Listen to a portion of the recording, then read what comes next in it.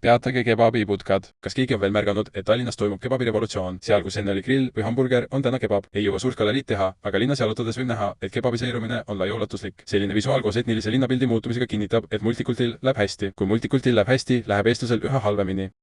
Tõsine ühiskondlik probleem. Sellised Eesti rahvustoidud nagu hamburger on linnapildist kadumas. Varem laialdaselt levinud eestimaine lägapurks on peaaegu et välja surnud. Nali naljaks, aga see on tõsine probleem. Miks valitsus ei tegele kultuuri säilitamisega?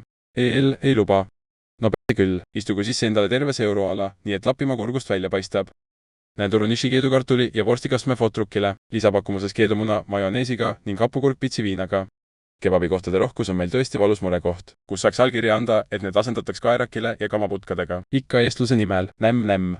Vaesed eestlased, kõigepealt sõjahirm, automaks, tuulikud ja nüüd kebabiseerumine. Ei teagi kohe, kelle kaela ajada, oravad.